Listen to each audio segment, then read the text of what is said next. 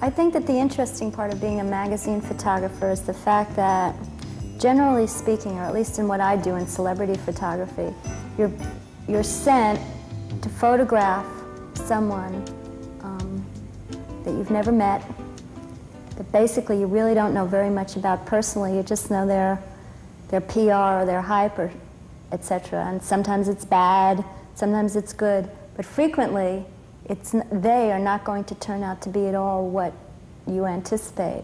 So you really don't know when you're sent what you're going to find.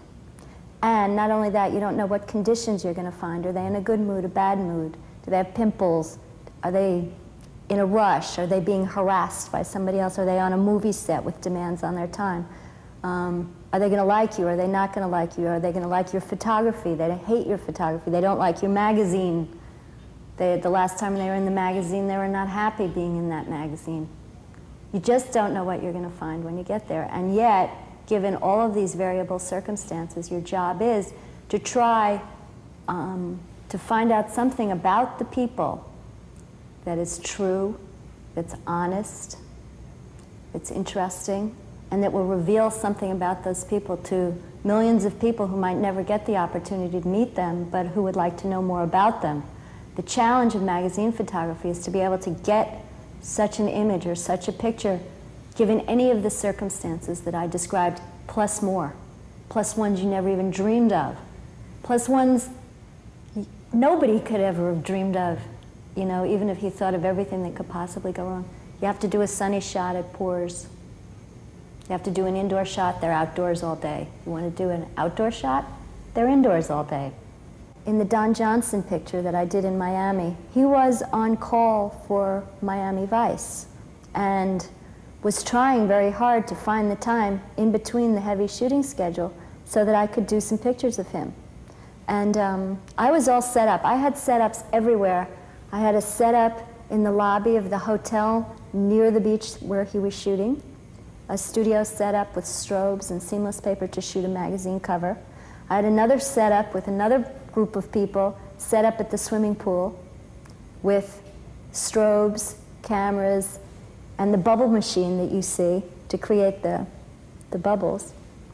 And another setup at the beach. If Don Johnson had 5 seconds or 10 seconds or a minute, Raeanne Rubenstein was going to be ready to try and get an image. And I had the picture in mind that I wanted to get in each location so that I wouldn't be wasting time when he got there by saying, well, what should we do? Because when he got himself away, I had to be ready. So this image, I had prepared days in advance. I had brought this bubble machine with me from New York. I knew that I wanted an incredible vista of him, you know, relaxed and beautiful the way he is. But I wanted it to have another element, an element of fantasy like his career. The bubbles are just like that. I mean, you don't know where it came from, but it's there. Our photo session lasted exactly 8 frames. You won't find Raeanne in this crowd of photographers. It's the press party for Wrestling, Raeanne's new book and new passion. When I was photographing Cyndi Lauper for the cover of People magazine, she took me to a wrestling match. I didn't know it at the time that she was going to get as heavily involved in wrestling as she subsequently did. But little did she know that the photographer that she took to a wrestling match for the first time was going to end up doing a book about the subject. I wanted people to look at this wrestling book and say, this is beautiful and this is funny. Not only do you try and reveal something about these people, it really illustrates them and who they are and is truthful to who they are. But also I think that part of the job is to make it look like it was really fun. I mean, one of the banes, I think, of magazine journalists is the fact that no matter how much you suffered over that picture, no matter how many times, like I said, it poured when it was supposed to be sunny, or you had to shoot it at dawn when it was supposed to be dusk, or whatever the case might be, or the people were miserable, or they gave you 10 seconds literally to do the picture. Still, having the pictures be fun and attractive and eye-catching is still part of the job. I think that it's absolutely impossible to see how difficult this shot was to put together. First, we had to rent a subway car from the city of New York, who did not want to rent a subway car with graffiti in it. It was a constant struggle to communicate to them the idea that the fashion designer that we were shooting put graffiti on his clothes, and therefore we wanted a subway with graffiti on it for the shot. Second of all, they wanted $1 million in liability insurance for the subway car. Third of all, we had to get all of these models dressed and everything else in Steven Sprouse's studio, which was on 57th Street, and transport them all in this giant van. And then we had to light it, but it's a law that you can't have any lights that have stands without a police permit, which we didn't have time to get in order to do this shot.